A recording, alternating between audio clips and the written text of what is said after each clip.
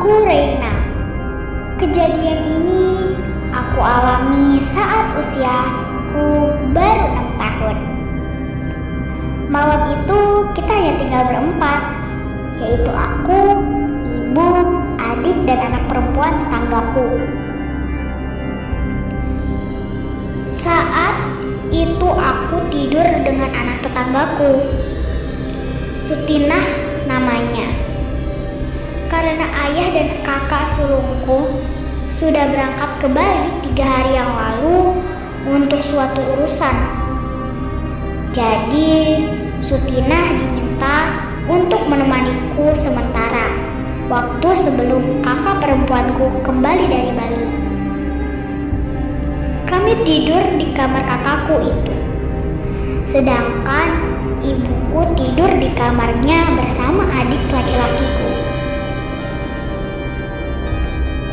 Ibuku memang rajin sekali sholat 5 waktu dan sholat malam, serta mengaji hingga waktu sholat subuh tiba. Malam itu pun ibuku hendak melaksanakan sholat malam. Itu terdengar beliau sedang mengambil air wudhu di sumur belakang rumah yang berdekatan dengan kamar yang kami tempati. Aku dan Sutinah yang sedari belum bisa tertidur lelap. Tiba-tiba mendengar suara seseorang yang sedang berbincang-bincang. Sepertinya suara ibu. Karena penasaran, lalu kami mengintip dari lubang ventilasi kamar yang langsung mengarah ke sumur itu. Kami lihat ibuku sedang berbicara dan nampak seperti sedang berjabat tangan dengan seseorang. Namun kami tidak melihat siapapun di sana selain ibu. Keesokan harinya kami bertanya kepada ibu tentang siapa yang diajaknya berbicara semalam di belakang rumah.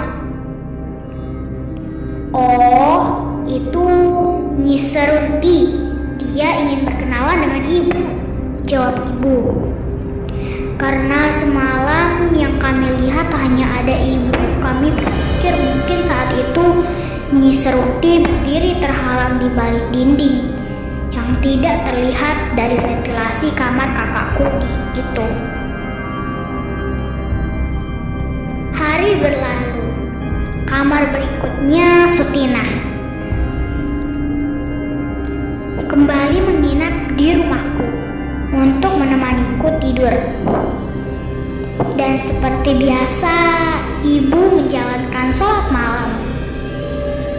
Sutinah yang terbangun dari tidur karena mendengar suara orang yang menimba air di sumur belakang rumah penasaran. Siapa yang sedang menimba, padahal saat itu ibu terdengar sedang mengaji di kamarnya. Lalu Sutinah memberanikan diri untuk mengintipnya melalui lubang ventilasi. Alangkah kagetnya Sutinah ketika melihat tali kerekan sumur yang bergerak dengan sendirinya, dan kemudian menuangkan air ke dalam bak mandi tanpa terlihat ada orang yang menimbanya. Sontak Sutinah langsung melompat ke atas tempat tidur dan tengkurap menutup kepalanya dengan bantal. Aku yang tadinya tertidur kini terbangun karena ulah Sutinah. Ada apa, Tin? Tanyaku heran. Sutinah tak menjawab pertanyaanku. Dia hanya menunjuk ke arah ventilasi kamar dengan wajahnya yang tetap ditutupi bantal. Beberapa saat kemudian aku mendengar suara ibuku berbincang-bincang lagi dengan seseorang.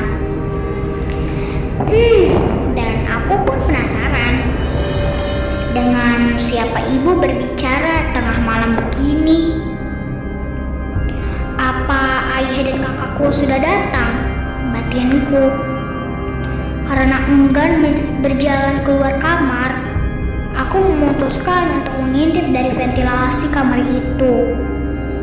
Setelah ku intip, aku melihat ibu sedang berbicara dengan sesosok wanita berbaju putih, seperti daster dan berambut sangat panjang.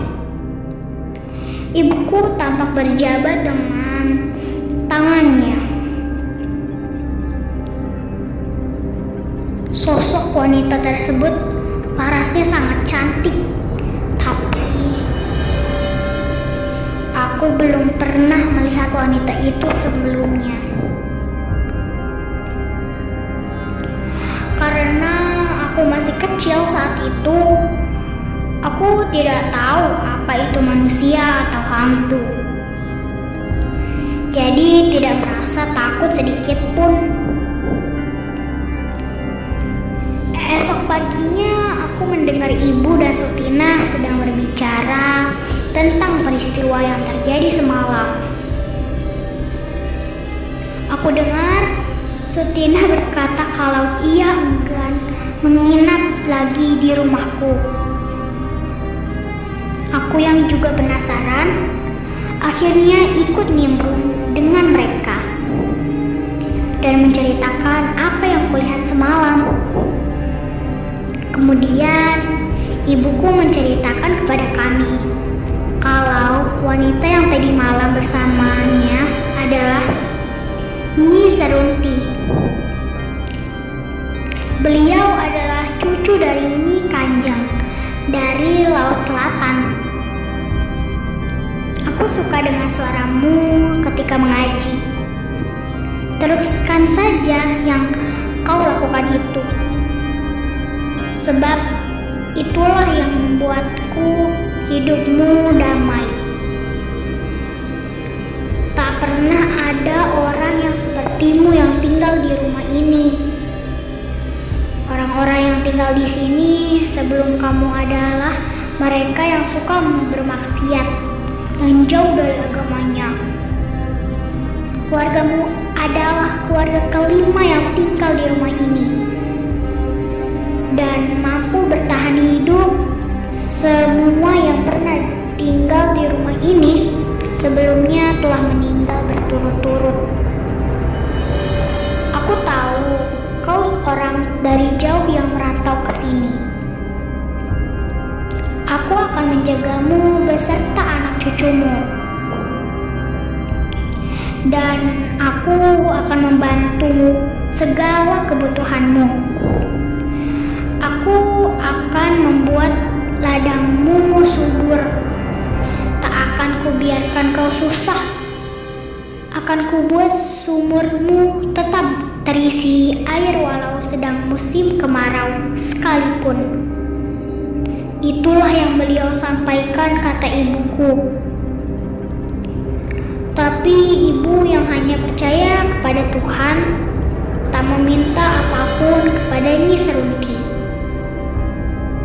Dan ibu berkata kepada beliau bahwa ibu cukup senang hanya berteman dengannya.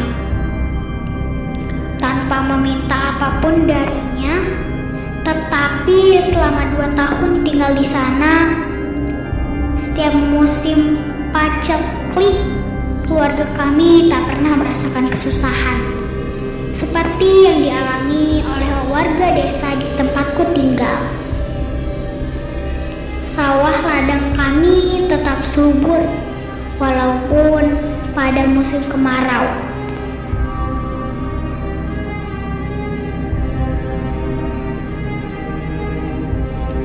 Dua tahun kemudian, ibu dan ayah memutuskan untuk kembali ke Bali. Tak lupa ibu pun berpamitan kepada sahabatnya, Nyi Serunti. Beliau berpesan kepada ibu, dimanapun engkau tinggal, jika kau butuh bantuan, sebut saja namaku, maka aku akan segera datang untuk membantumu, nak. Ucapnya sambil memeluk memeluk ibuku. Dan ibu hanya tersenyum sembari melepas pelukannya. Ibuku hanya mengucapkan terima kasih kepadanya, dan kami pun kembali ke tanah kelahiran kami.